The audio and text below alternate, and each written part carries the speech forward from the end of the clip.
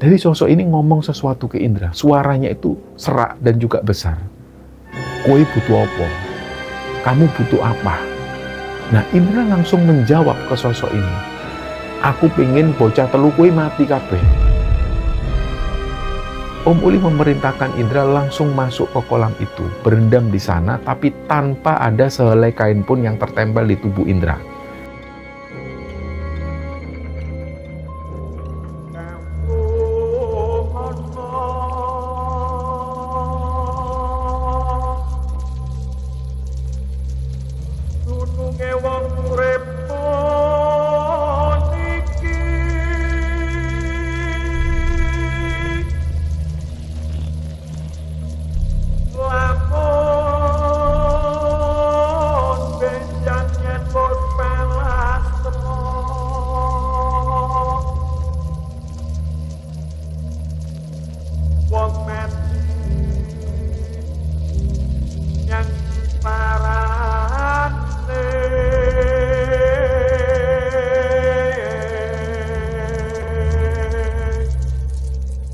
Bismillahirrahmanirrahim. Assalamualaikum warahmatullahi wabarakatuh.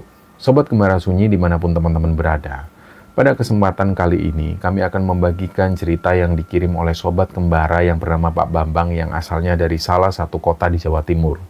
Sebelum kita masuk ke ceritanya, untuk teman-teman yang nonton tayangan ini dan belum subscribe, jangan lupa untuk subscribe lebih dulu agar channel Gembara Sunyi ini lebih berkembang lagi dan kami lebih bersemangat lagi dalam membuat konten-konten terbaru di Gembara Sunyi. Dan untuk teman-teman yang telah mendukung kami sejauh ini, kami mengucapkan terima kasih banyak. Semoga amal kebaikan teman-teman dibalas kebaikan berlipat oleh Allah Subhanahu wa Ta'ala.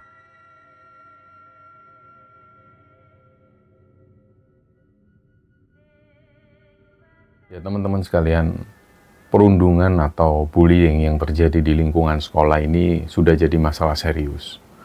Bahkan bullying ini bisa mempengaruhi kesehatan mental, perkembangan sosial siswa, dan juga prestasi akademik siswa.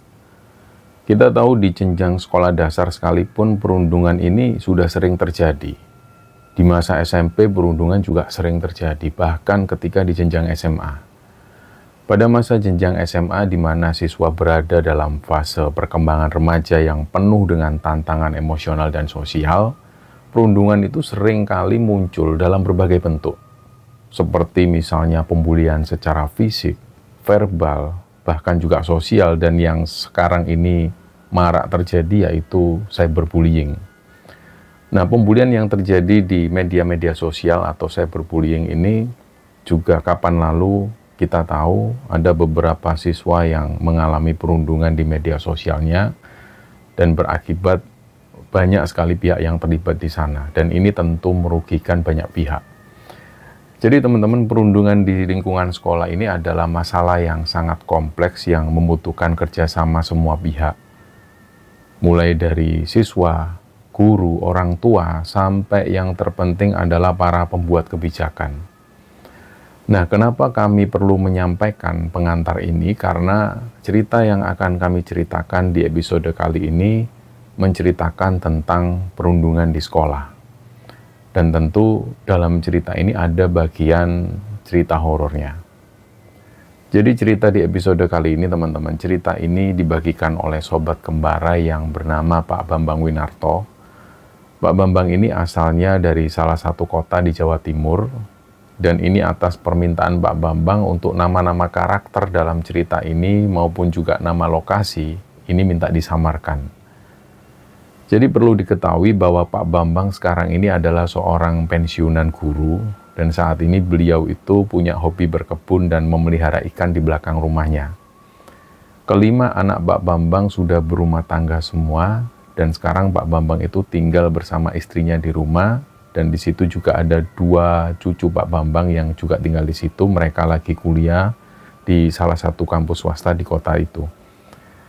Oke, jadi Pak Bambang ini mengajar dari tahun 90-an, beliau itu mengajar di sebuah sekolah swasta pada saat itu, dan selama beliau mengajar di sana selama puluhan tahun lebih itu, untuk pertama dan terakhir kalinya sekolah itu pernah digemparkan dengan peristiwa yang sampai saat ini nggak mungkin dilupakan semua orang. Terutama Pak Bambang ini juga sangat tidak bisa melupakan peristiwa itu. Kisah ini terjadi di sekitaran tahun 2010. Jadi di sekolah SMA ini, siswa-siswinya itu lumayan banyak. Sekolah tempat Pak Bambang mengajar ini termasuk salah satu sekolah swasta favorit di sana. Jadi siswa kelas 1 itu masuk pagi, siswa kelas 2-nya masuk siang, dan untuk kelas 3 itu masuk pagi.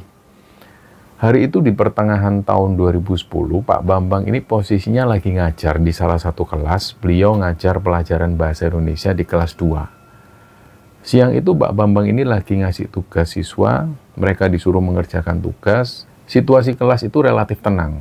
Begitu juga dengan situasi di kelas-kelas yang lain, semuanya tenang. Nah, sekolah ini bangunannya itu gedung 3 lantai, bentuknya persegi panjang.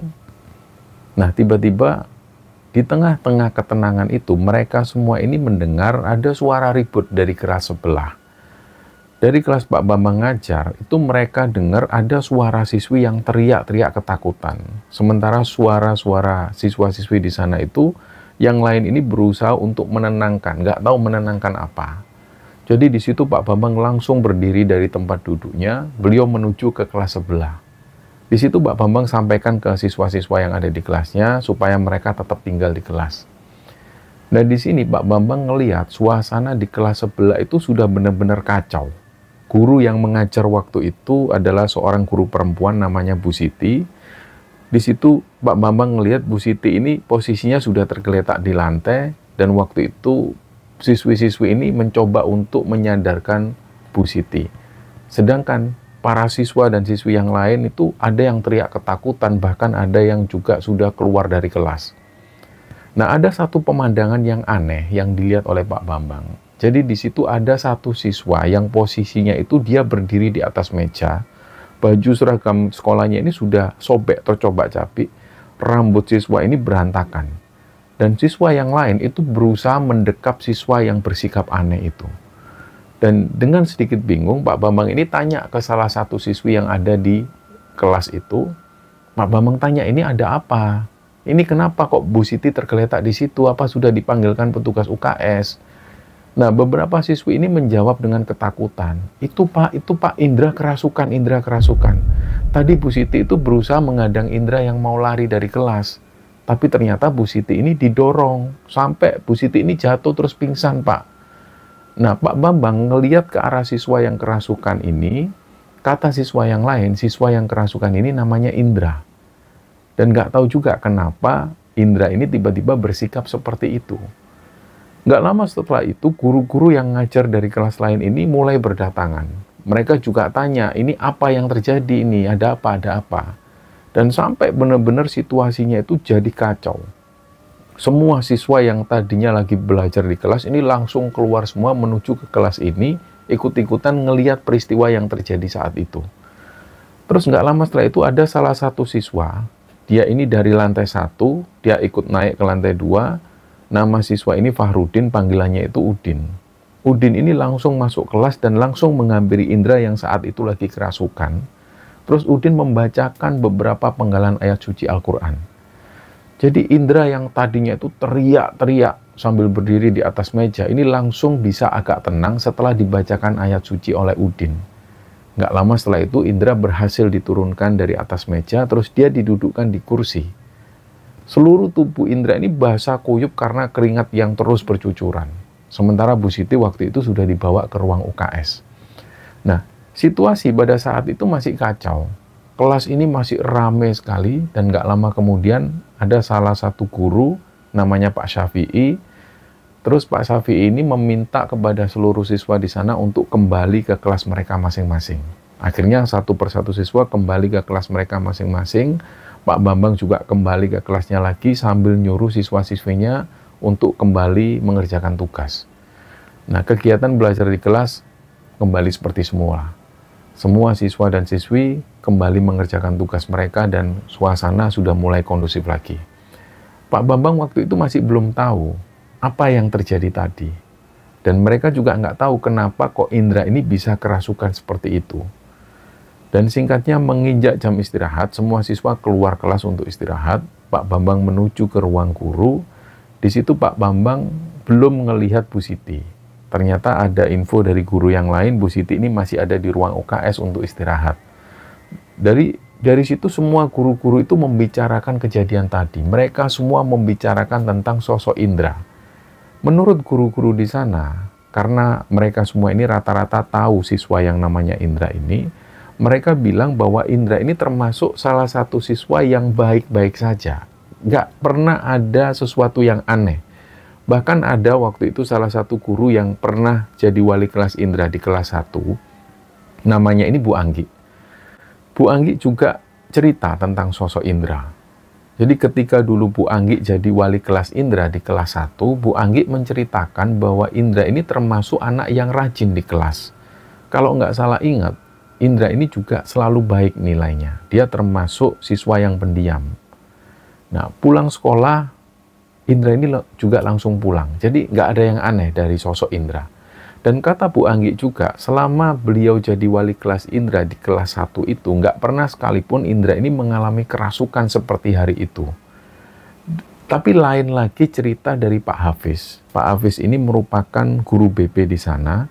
Pak Hafiz ini cerita bahwa dulu ketika Indra masih duduk di kelas 1, ternyata Indra ini pernah melapor ke BB secara diam-diam. Dan kebetulan hari itu di ruang BB ini yang jaga adalah Pak Hafiz. Di situ Indra menceritakan dan mengadu ke Pak Hafiz bahwa ada 3 orang teman-temannya di kelas yang hampir setiap hari itu merundung Indra. Saat itu juga Pak Hafiz ini memanggil 3 siswa itu tanpa bilang ke mereka bahwa yang melaporkan adalah Indra. Tapi kemungkinan besar 3 siswa yang dipanggil di PP itu sudah tahu bahwa yang melapor ini adalah Indra. Dan setelah kejadian itu, setelah 3 siswa ini dipanggil, perundungan terhadap Indra itu terjadi lagi. Puncaknya akhirnya ketiga orang tua siswa yang melakukan perundungan ini pun dipanggil ke sekolah untuk dimintai keterangan sekaligus diminta pihak sekolah untuk segera mendisiplinkan anak-anaknya. Jadi wajar kalau pada saat peristiwa itu berlangsung, ketika Indra ini mengalami perundungan, Bu Anggi yang waktu itu sebagai wali kelas ini tidak tahu menau sama sekali, karena menurut keterangan para guru, pada saat itu memang Bu Anggi ini sedang cuti pasca kelahiran. Nah, akhirnya setelah mendapatkan cerita ini, mereka jadi berpikir, mereka juga nggak tahu apakah ada hubungannya antara perundungan yang dialami Indra ketika dia di kelas 1 itu dengan ketika Indra mengalami kerasukan di kelas 2 ini. Jadi pembicaraan di ruang guru itu semakin seru, ditambah lagi banyak argumen-argumen dari para guru yang lain. Dan setelah mereka mendengar cerita dari Pak Hafiz, beberapa guru akhirnya menyimpulkan, mungkin dikarenakan perundungan di kelas 1 itulah Indra ini jadi siswa yang tertekan. Kayak dia ini mengalami stres berat. Dan bisa jadi kejiwaan Indra ini terganggu. Sementara Indra nggak bisa lagi mengungkapkan ke siapa-siapa. Dan akhirnya membuat Indra jadi kayak orang kerasukan. Di situ beberapa guru ini yakin sikap Indra yang seperti orang kerasukan itu sebenarnya adalah depresi yang dialami Indra. Nah, hari itu selepas jam istirahat, Indra akhirnya dipulangkan. Singkatnya hari itu pun berlalu, tapi peristiwa Indra yang kerasukan ini benar-benar menggambarkan sekolah. Nah, keesokan harinya ketika semua guru tiba di ruangan, para guru ini masih membicarakan tentang kasus Indra yang kerasukan. Dari obrolan guru-guru kemarin itu, akhirnya hari itu Pak Hafiz ini berencana untuk berkunjung ke rumah Indra untuk mendiskusikan hal ini dengan orang tua Indra. Rencananya di situ Pak Hafiz sebagai guru BP dan juga perwakilan dari sekolah, beliau ingin berdiskusi dengan orang tua Indra dan mencoba untuk menyarankanlah kepada orang tua Indra supaya segera membawa Indra ke psikolog. Banyak guru-guru yang yakin bahwa yang dialami Indra ini adalah faktor psikologis dan juga kesehatan mental Indra. Ini semua berhubungan dengan peristiwa Indra ketika dia ada di kelas 1 yang selalu mengalami perundungan. Nah, hari itu nggak tahu kenapa tiba-tiba Pak Hafiz ini mengajak 2 guru yang lain untuk menemani Pak Hafiz ke rumah Indra, menghadap orang tuanya Indra. Dan salah satu guru yang diajak Pak Hafiz ini adalah Pak Bambang. Satunya lagi adalah Bu Dewi. Bu Dewi ini guru kesenian di sekolah ini. Dan dengan izin kepala sekolah, rencana kunjungan Pak Hafiz yang ditemani Pak Bambang dan juga Bu Dewi ini pun akhirnya diizinkan. Jadi mereka menggunakan mobil sekolah, mereka bertiga guru-guru ini berangkat ke rumah Indra. Dalam perjalanan itu Pak Hafiz menjelaskan ke Pak Bambang alasan kenapa Pak Hafiz mengajak Pak Bambang waktu itu. Nah, kata Pak Hafiz, Pak Bambang ini mempunyai keahlian komunikasi yang baik dengan para siswa. Semua guru-guru di sana sepakat bahwa Pak Bambang ini adalah sosok guru yang mempunyai sifat kebapaan di mata para siswa. Dan alasan yang lain kenapa Pak Hafiz mengajak Bu Dewi dalam misi ini, karena Bu Dewi itu memang mempunyai kemampuan indera keenam. Pak Hafiz di situ punya keyakinan, selain masalah kesehatan mental yang dialami Indra, tentu ada faktor lain yang membuat Indra bersikap seperti kemarin. Dan kemungkinan besarnya, memang kemarin itu Indra ini mengalami kerasukan. Tapi hal ini masih harus dibuktikan lagi kebenarannya. Dan sekitar hampir 45 menit perjalanan, tibalah mereka di rumah Indra. Jadi rumah Indra ini terbilang, rumahnya itu rumah orang kaya. Rumahnya ini berada di sebuah perumahan one kit, di mana di setiap bloknya itu dijaga oleh satpam. Jadi pas sampai di depan rumah Indra, terlihat di depan rumah Indra ini terparkir 2 buah mobil, dan 1 lagi mobil itu terparkir di garasi. Di depan rumah Indra, para guru ini sudah disambut oleh kedua orang tuanya Indra dan juga kakak laki-laki Indra. Nah, orang tua Indra, ini keduanya adalah seorang pegawai yang memang setiap pagi sampai sore itu setiap harinya nggak pernah ada di rumah. Tapi hari itu, orang tuanya ini sengaja izin datang terlambat ke kantor supaya bisa menemui guru-guru Indra ini. Singkatnya mereka pun ngobrol. Yang pertama disampaikan Pak Hafiz sebagai guru BP, beliau minta maaf mewakili sekolah. Beliau menyatakan sekolah lalai dalam hal kasus pembulian ini, dan terutama tentang kasus yang pernah dialami Indra ketika dia duduk di kelas 1. Dan yang kedua, Pak Hafiz ini mulai tanya-tanya ke orang tua Indra. Apakah sebelumnya Indra ini pernah mengalami kerasukan atau yang seperti ini? Di situ ayahnya Indra langsung menjawab dengan tegas bahwa Indra ini nggak pernah sekalipun kerasukan. Kabar Indra kerasukan di sekolah kemarin itu tentu membuat kaget orang tuanya. Karena memang Indra ini nggak pernah ada riwayat pernah kerasukan. Terus Pak Hafiz pun melanjutkan, baik kalau begitu Bapak Ibu, apa Indra ini pernah diajak ke psikolog untuk memeriksakan kejiwaannya? Karena kemungkinan Indra ini mungkin mengalami depresi setelah pembulian dia di kelas 1 itu. Nah, pertanyaan dari Pak Hafiz ini membuat orang tua Indra itu jadi diam sejenak. Dan terus dari situ mereka menjawab, iya Pak, memang seharusnya Indra ini seharusnya kami bawa ke psikolog. Mungkin juga dia mengalami trauma di masa lalu. Dan itu memang belum kami lakukan, Pak. Nah, di sini orang tua Indra cerita, mereka berdua ini, orang tua Indra ini memang dari kecil, mereka itu melihat Indra itu selalu sendiri di rumah, dari pagi sampai sore, karena ayah dan ibunya itu dinas di kantor BUMN di kota itu. Mereka, orang tua Indra ini mengakui bahwa mereka ini gak ada waktu untuk menemani Indra. Ketika Indra masih SD, di rumah itu dia masih ditemani neneknya. Tapi hal itu berlangsung sampai kelas 2 SMP. Neneknya Indra meninggal ketika Indra kelas 2 SMP. Jadi Indra ini 2 bersaudara. Kakak pertama Indra usianya 10 tahun lebih tua dari Indra. Dijelaskan oleh orang tua Indra, pada saat Indra ini kelas 2 SMP, kakaknya Indra sudah kerja di Jakarta setelah dia lulus kuliah di sana. Dan pada saat obrolan ini, kakaknya Indra itu memang terlihat jarang sekali bicara. Tapi di situ Pak Bambang bisa ngelihat dari pandangan mata kakaknya, itu kayaknya ini kakaknya ini menyimpan sesuatu. Dan gak lama setelah itu, Bu Dewi ini bilang bahwa beliau pengen bertemu Indra. Di situ Indra pun dipanggil, dia turun ke ruang tamu. Terus di sini ketika ngelihat Indra, baik Pak Bambang, Pak Hafiz maupun Bu Dewi, mereka semua ngelihat ada sesuatu yang beda dari Indra. Wajah Indra itu kayak terlihat lebih tua. Jadi di bawah matanya itu hitam, wajahnya itu kusut banget. Di situ guru-guru ini prihatin dengan kondisi Indra waktu itu. Nah, pada waktu itu guru-guru ini cuma tanya kabar Indra. Di situ Indra menjawab kondisinya baik. Tapi kata dokter, Indra ini diminta untuk istirahat 5 hari di rumah sampai kondisi Indra benar-benar kembali membaik. Jadi hanya itu pembicaraan dengan orang tua Indra.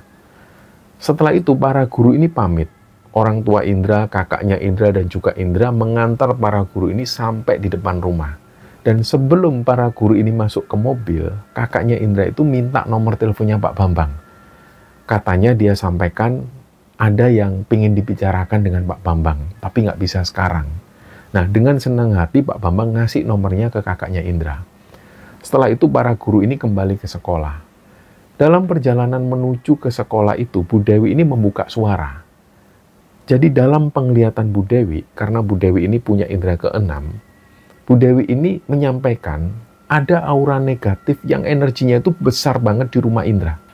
Dan ketika Bu Dewi ngelihat Indra, ketika dia turun dari tangga menuju ke ruang tamu, Bu Dewi itu merasakan banyak sekali sosok-sosok yang memperhatikan mereka. Ditambah lagi ketika Indra muncul, itu aura negatif ini semakin terasa. Tapi Bu Dewi nggak bisa menjelaskan aura itu apa dan energi ini apa.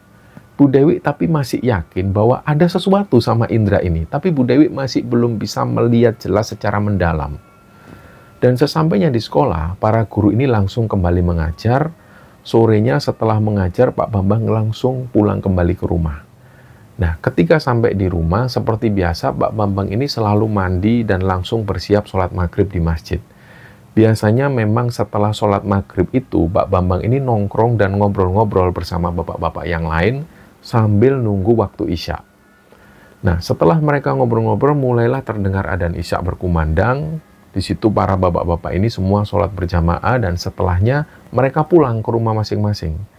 Dan ketika Pak Bambang sampai di rumah, istri Pak Bambang menyampaikan bahwa dari tadi, setelah maghrib, ketika Pak Bambang berangkat ke masjid itu, telepon Pak Bambang ini terus berdering. Kata istri Pak Bambang, nomor yang telepon ke HP Pak Bambang ini nomornya tidak dikenal. Nah, setelah Pak Bambang cek HP-nya, beliau langsung menghubungi kembali nomor itu. Ternyata ini adalah nomor kakaknya Indra. Di situ kakaknya Indra ini memperkenalkan diri, namanya Fajar. Nah, Fajar ini bilang ke Pak Bambang, dia pengen cerita tentang Indra. Fajar juga bilang, mumpung hari itu, sampai hari Minggu, Fajar masih ada di rumah sebelum nantinya dia kembali ke Jakarta. Nah, akhirnya dari situ Fajar dan Pak Bambang ini bikin janji. Keesokan harinya sekitar jam 7 malam, mereka akan bertemu di salah satu kafe di sana. Dan singkatnya, keesokan harinya setelah Pak Bambang pulang mengajar, beliau menyempatkan untuk pulang lebih dulu ke rumah. Dan sekitar jam setengah 7 malam, Pak Bambang datang ke kafe itu. Di situ ternyata Fajar, kakaknya Indra ini sudah menunggu kedatangan Pak Bambang. Singkatnya setelah bertemu, Fajar bilang ke Pak Bambang, alasan kenapa dia mengajak Pak Bambang ketemuan di luar, tidak bertemu di rumah. Karena Fajar ini bilang, dia nggak mau orang tuanya tahu soal ini. Dan Fajar juga sengaja memilih Pak Bambang yang diajak ketemu, bukan Pak Hafiz atau Bu Dewi. Karena Fajar menilai bahwa Pak Bambang ini orangnya enak diajak ngobrol. Nah, mulai dari situlah Fajar cerita. Jadi memang benar yang dikatakan oleh orang tuanya, dari kecil, Indra ini memang dirawat oleh neneknya. Fajar sendiri pun juga sempat merasakan hal yang sama dengan Indra. Di masa-masa kecil, Fajar mengakui orang tuanya itu selalu sibuk bekerja. Tapi bukan berarti orang tua mereka ini nggak perhatian. Orang tuanya cukup perhatian, kasih sayang mereka juga tercurah. Hanya saja memang waktu orang tuanya ini habis di tempat kerja. Jadi waktu-waktu orang tuanya bersama anak-anaknya ini hanya ada di hari Sabtu dan Minggu ketika orang tuanya libur dinas. Fajar mengaku Indra ini sangat berbeda karakternya dengan Fajar. Kalau Fajar, dia ini masih punya banyak teman. Fajar ini juga ketika masa kecilnya sering keluar rumah. Sepulang sekolah dia main sama teman-teman komplek. Tapi Indra ini beda. Kalau Indra, menurut Fajar, Indra ini lebih senang sendirian di rumah. Dia senang main game sendirian, menghabiskan waktu bermain sendiri. Fajar mengakui bahwa adiknya itu memang introvert. Jadi inilah yang membuat Indra ini nggak punya banyak teman. Dan pada satu waktu, kira-kira 1 tahun sebelum Fajar mengalami kerasukan di sekolah itu, Fajar ini sering ditelepon Indra. Jadi di situ Fajar menceritakan ke Pak Bambang, kira-kira 1 tahun yang lalu, Pak, Indra itu sering telepon saya. Itu waktu itu Indra ini masih duduk di kelas 1. Kadang Indra ini pas telepon itu sampai berjam-jam. Dan yang diobrolkan Indra dengan Fajar itu selalu masalah-masalah yang sepele. kayak nggak penting. Dari situ Fajar ini sudah bisa menyimpulkan, sudah bisa nebak. Ini Indra ini pasti ada masalah di sekolahnya. Nah, pada satu hari ketika Indra nelpon lagi di malam hari, Fajar langsung tanya ke Indra, "Kamu ini kenapa, Indra? Ada masalah apa di sekolah? Cerita sama aku." Dan pas Fajar menyampaikan ini, Indra itu mengelak. Dia bilang ke Fajar, dia nggak ada masalah apa-apa. Nah, hari selanjutnya pas Indra telepon lagi ke HP-nya Fajar, Fajar tanya lagi, "Kamu ini ada masalah apa, Tondra, di sekolah, Indra? Ada masalah apa? Kamu dikecewakan perempuan?" Nah, di situ Indra mengelak, "Enggak kok, Mas, nggak ada masalah apa-apa. Mana ada aku dekat sama perempuan, nggak ada, Mas." Nah, terus Fajar tanya lagi lah, "Terus ada masalah apa kamu ini? Kamu ini lo aneh, nggak biasa-biasanya kamu telepon aku berjam-jam tiap malam kayak gini." Tapi sampai hari itu, Indra nggak mau mengaku. Dan hari-hari setelahnya, Indra nggak telepon Fajar lagi. Sekitar 3 hari itu, Indra nggak nelpon Fajar. Fajar ini sempat khawatir. Terus dia hubungilah adiknya itu. Fajar tanya, "Kamu ada masalah apa, Indra? Kalau kamu nggak cerita, mana aku bisa tahu masalahmu?" Nah, lagi-lagi Indra bilang, "Nggak ada masalah apa-apa kok, Mas." Dan singkatnya setelah itu, Indra sudah jarang lagi telepon Fajar. Dari situ Fajar juga jarang menghubungi Indra lagi, karena kebetulan juga di kantor Fajar waktu itu sedang ada audit. Jadi dia fokus dengan urusan di kantor. Nah, kira-kira 2 minggu setelah itu, omnya Indra ini nelpon. Omnya Fajar ini namanya Om Jazuli. Fajar biasa manggil beliau dengan panggilan Om Uli. Usia Om Uli ini cuma 5 tahun di atas Fajar. Jadi Om Uli ini adalah adik terakhir dari ibunya Fajar. Waktu itu ditelepon, Om Uli ini bilang ke Fajar, Jar, Indra itu sudah sekitar semingguan ini ke tempatku." Nah, kagetlah Fajar. "Lah ngapain Om ke tempat Om?" Nah, kenapa Fajar kaget? Sekedar info bahwa Om Uli ini memang dari zaman sekolah dulu dikenal anak yang aneh. Kalau hobi anak-anak sekolah umumnya itu main game, main bola, atau hobi-hobi yang lain, tidak dengan Om Uli. Jadi Om Uli ini hobinya itu dunia mistis. Jadi memang sudah dari SMP, Om Uli ini suka dengan dunia supranatural. Dan hal itu berlangsung terus sampai Om Uli dewasa. Jadi sampai hari itu, Om Uli dikenal sebagai paranormal. Dan menurut Fajar, Om Uli ini cenderung menuju ke ilmu hitam. Nah, singkat cerita, ketika Fajar dikabari seperti itu, ketika mendengar hal ini, Fajar sempat kaget. Lah ngapain Indra kok ke rumah Om Uli? Ya di situ Om Uli cerita secara belak-belakan. Katanya Indra ini ingin mempelajari ilmu hitam supaya dia bisa balas dendam dengan seseorang. Nah, pada dasarnya Om Uli ini suka dengan hal-hal yang seperti itu. Jadi Om Uli langsung mengiyakan keinginan Indra. Jadi pada saat itu juga, tanpa sepengetahuan orang tuanya, Indra ini setiap hari sepulang sekolah itu selalu ke rumah Om Uli untuk mempelajari ilmu tersebut. Fajar baru paham juga. Ternyata pada saat Fajar itu sibuk di kantor ketika dia ada audit, ketika itu Indra nggak menghubungi Fajar, itu ternyata karena hal ini. Terus Om Uli juga menjelaskan, Indra ini ada dendam sama teman-teman sekolahnya, Jar. Jadi ada 3 orang yang diincar Indra. Langsung Om Uli ini ngasih peluang waktu itu ke Indra. Om Uli langsung tanya nama lengkap ketiga siswa ini, berikut tanggal lahir mereka. Nah, ternyata Indra sudah menyediakan itu semua. Dia sudah menyiapkan dan akhirnya Om Uli mulai menyamakan tanggal lahir 3 siswa ini dengan weton Jawa. Dan setelah mengantongi nama berikut weton masing-masing ketiga siswa ini, Om Uli langsung mengunci ketiga siswa ini dengan sebuah ritual. Mulailah dipotongkan seekor ayam cemani, pertanda bahwa ritual ini dimulai. Dan di hari-hari selanjutnya, Indra makin semangat menjalani ritual ini. Om Uli cerita ke Fajar ini tanpa ada yang ditutup-tutupi. Jadi semenjak hari itu, Indra mulai menjalani ritual di rumah Om Uli. Terus cerita Om Uli ini cuma sampai di sana. Singkatnya, setelah dapat info dari Om Uli ini, Fajar langsung menghubungi Indra. Waktu itu pas Fajar telepon HP-nya Indra, sempat berulang kali Indra ini nggak menjawab panggilan telepon si Fajar. Barulah malam harinya, Indra telepon balik ke Fajar. Pada saat itu juga Fajar ini langsung tanya, dan pertanyaannya itu bertubi-tubi ke Indra tentang apa yang disampaikan oleh Om Uli. Awalnya Indra ini nggak mau mengaku ke Fajar Tapi karena Fajar mendesak terus, akhirnya Indra pun cerita. Memang benar yang disampaikan Om Uli. Indra baru mengaku ke Fajar bahwa selama ini ternyata dia itu mengalami perundungan di sekolah. Ada 3 orang siswa di kelasnya yang selalu membuli Indra. Nah, menurut Indra, kalau ketiga siswa ini cuma menghina Indra secara fisik dan karakter, Indra itu sama sekali nggak marah. Tapi ketika mereka ini sudah menghina orang tuanya, disitulah Indra benar-benar merasa sakit hati. Ternyata rasa sakit hati yang dirasakan Indra ini malah membuat 3 orang siswa ini semakin menjadi-jadi sering membuli Indra. Nah, pernah pada suatu hari sepulang sekolah, motor Indra ini tiba-tiba mogok. Dari mulai parkiran motor yang waktu itu masih rame sampai jadi sepi. Karena semua siswa sudah pulang. Nah, sedangkan motor Indra ini belum juga bisa dinyalakan. Terpaksa akhirnya dia nuntun motornya ke bengkel. Nah, pas di bengkel inilah ketika motor Indra diperiksa. Dan terpaksa waktu itu motor ini harus dibongkar mesin. Dari sinilah ketahuan penyebab motor Indra nggak bisa nyala. Ternyata ada yang sengaja memasukkan sesuatu benda ke oli mesin motornya Indra. Selain itu juga di bagian karburator motornya ini juga sudah disabotase. Di situ Indra langsung yakin bahwa pelakunya adalah mereka bertiga. Teman-teman kelasnya yang biasa membuli Indra.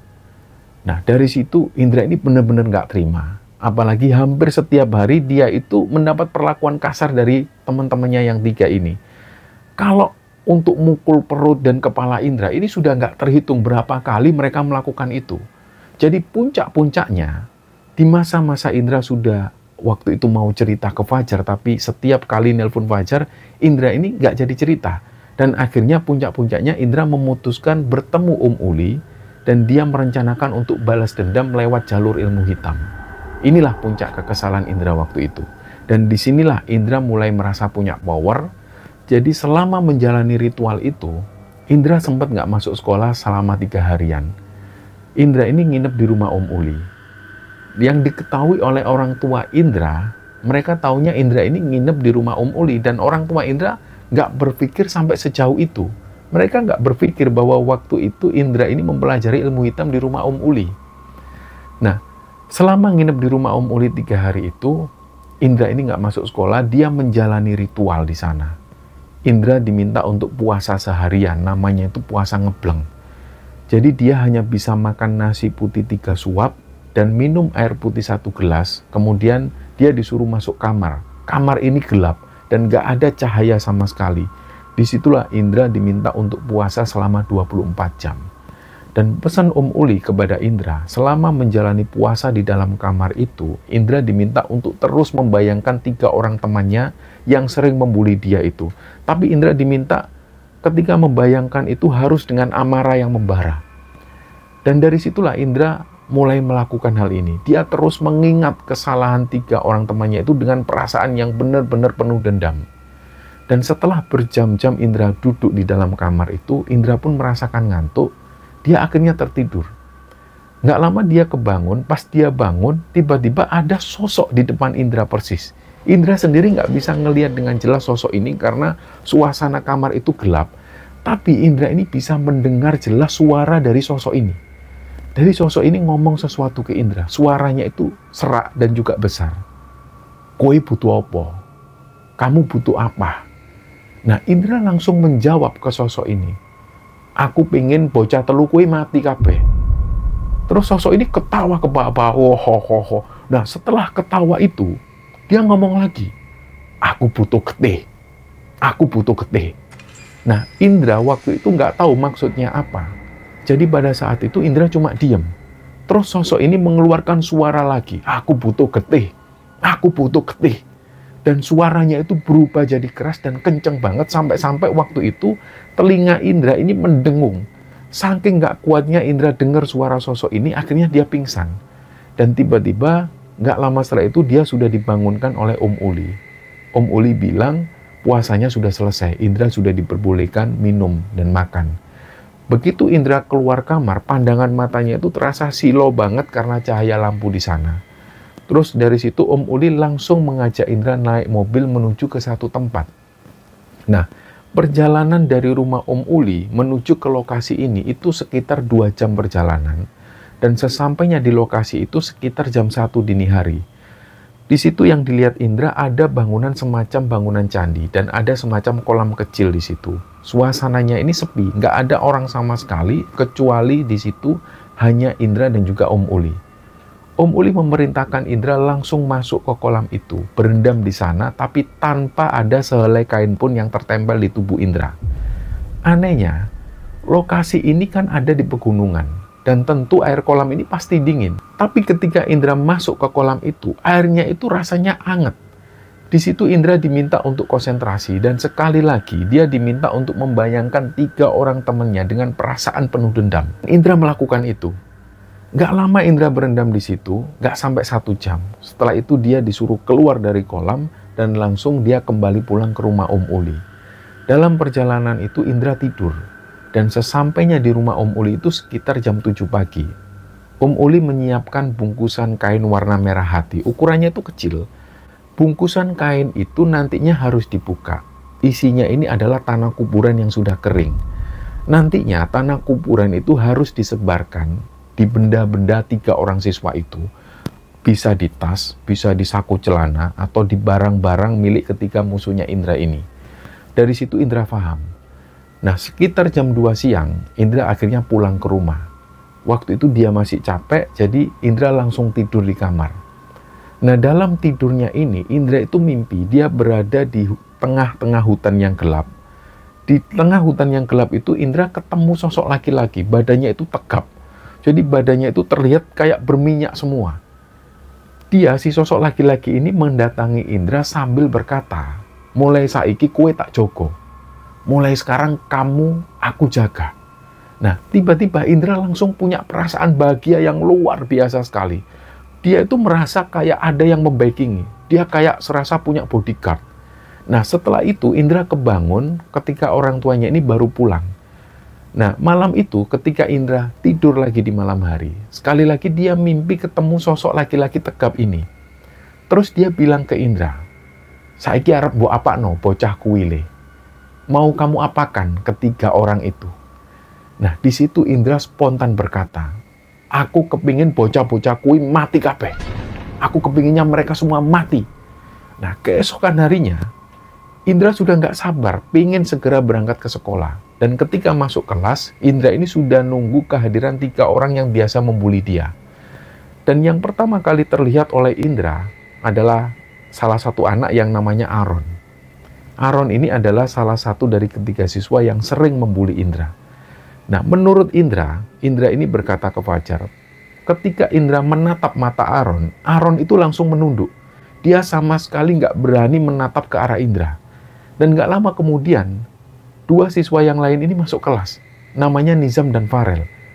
2 orang ini juga termasuk 3 orang yang sering membuli Indra. Begitu juga dengan Nizam dan Farel ini. Mereka berdua itu malah menyapa Indra waktu itu. Mereka malah tanya kabar Indra. Mereka juga tanya ke Indra, kenapa kok Indra nggak masuk 3 hari. Dan menurut Indra ini aneh banget. Mereka itu kayak bener-bener tunduk sama Indra. Tapi Indra masih belum selesai. Dia tetap harus menjalankan misinya. Nah, di jam istirahat, ketika semua siswa keluar kelas, Indra memulai membuka bingkisan kain merah itu yang berisi tanah kuburan itu. Terus selanjutnya tanah ini dimasukkan ke dalam tas Aaron, tasnya Nizam, dan juga tasnya Farel. Selanjutnya Indra ikut istirahat di luar kelas. Nah, keesokan harinya Indra masuk sekolah seperti biasa. Hari itu sampai jam masuk sekolah ketika lonceng atau bel berbunyi, Aaron, Nizam, dan Farel ini belum juga datang. Nah, Indra belum ngeh waktu itu.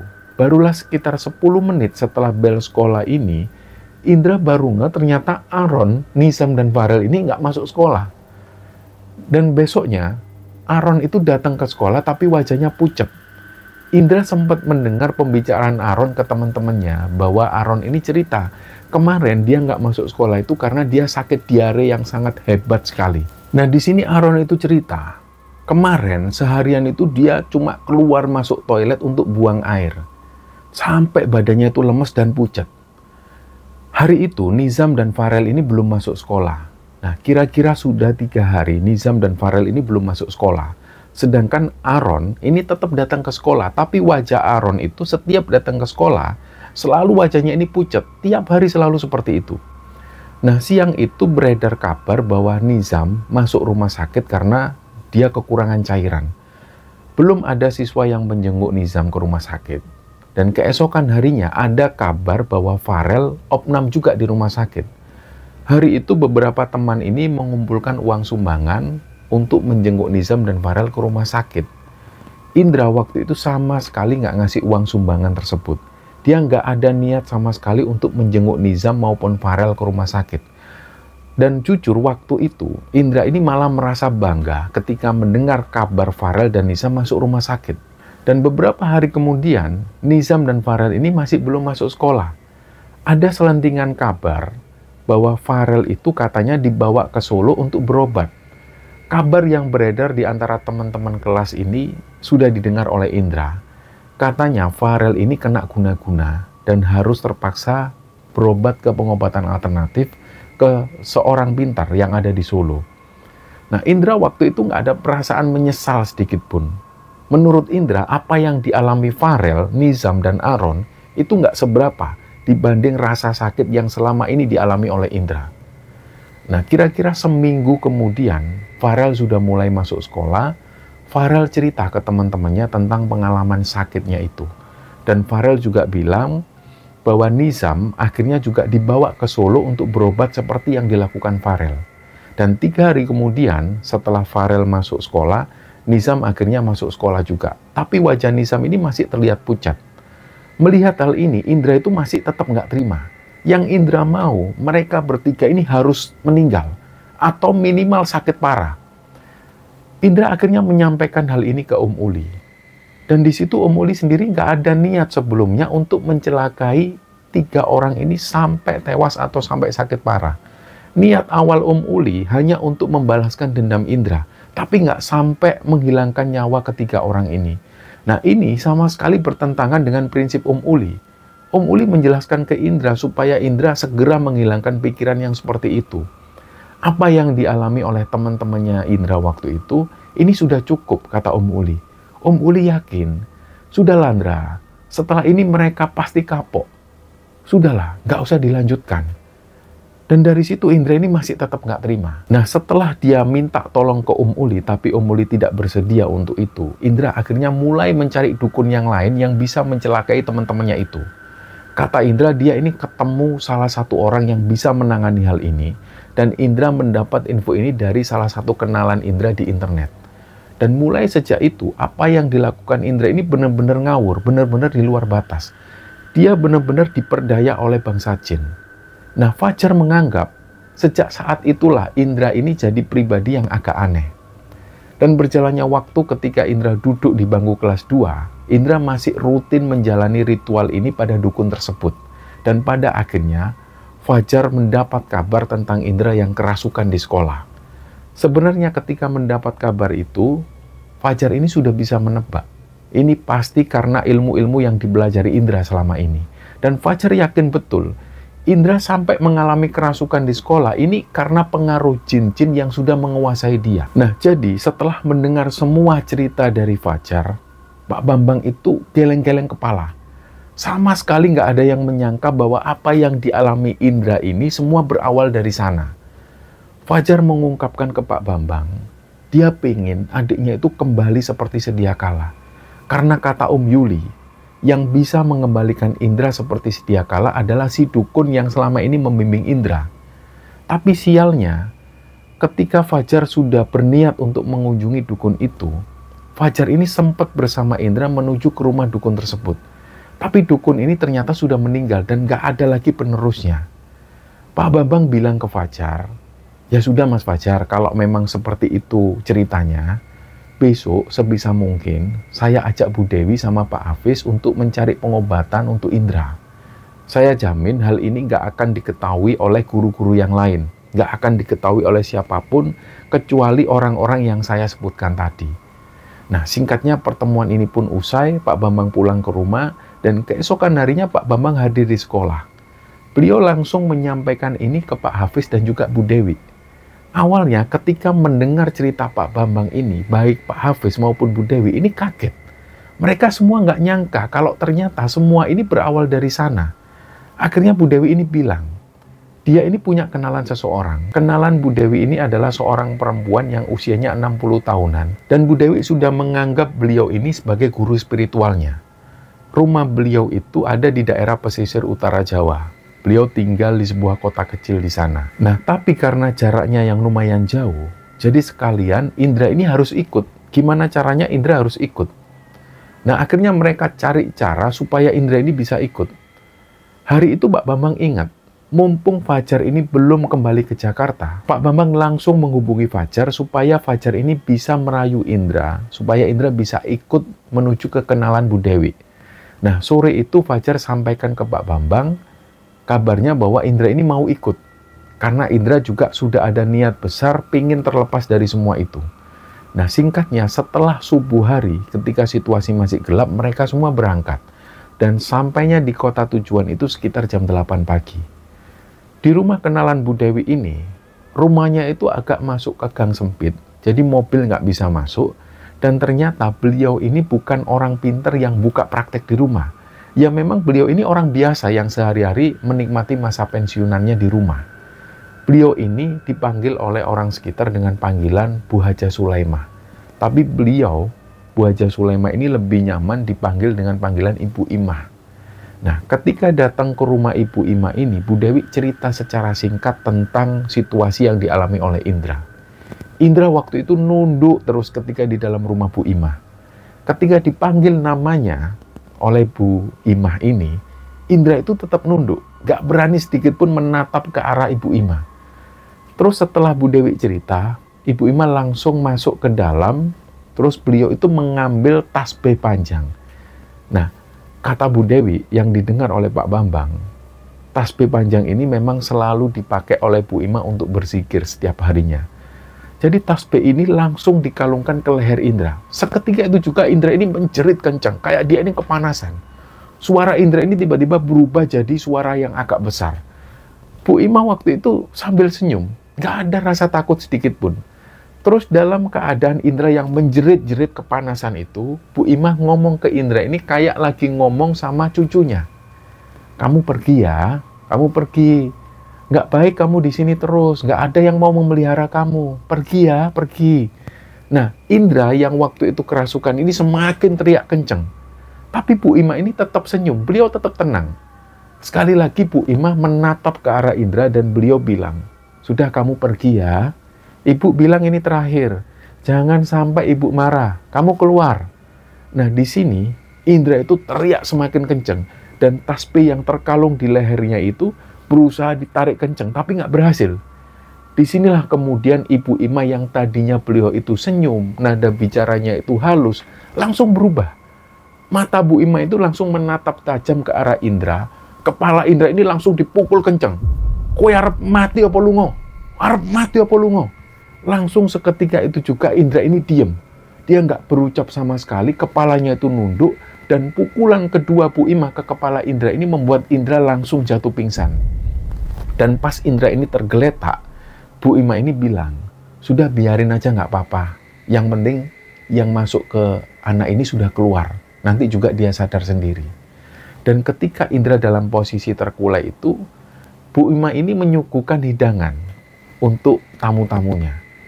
Terus di situ Bu Imah cerita, ini loh fatalnya mempelajari ilmu-ilmu yang seperti itu. Berharapnya bisa dapat kekuatan, padahal sejatinya itu persekutuan dengan jin. Dan kalau yang bawa ini nggak kuat, kayak si anak ini, sambil nunjuk ke Indra, itu bisa fatal.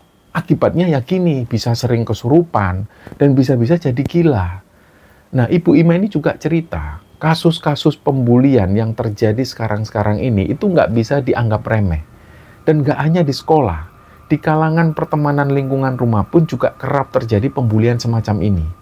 Di pondok pesantren pun juga demikian. Bu Imah ini meminta kepada para guru untuk ikut aktif memonitor siswa-siswanya dan jangan sampai lengah. Nah, hari itu nggak banyak yang menyangka bahwa ini adalah pertemuan terakhir mereka dengan Ibu Imah. Sepulangnya mereka dari rumah Ibu Imah itu, selanjutnya Indra ini menjalani aktivitas sehari-hari seperti biasa. Dan beberapa hari kemudian, Pak Bambang mendengar kabar dari Bu Dewi bahwa Bu Ima meninggal. Nah, hari-hari itu, Indra ini tetap datang ke sekolah. 3 siswa yang terbukti melakukan perundungan kepada Indra ketika mereka masih ada di kelas 1 itu, akhirnya setelah peristiwa itu, mereka dipanggil lagi bersama orang tua mereka di sekolah. Pengakuan mereka bertiga ini, mereka semua menyatakan menyesal.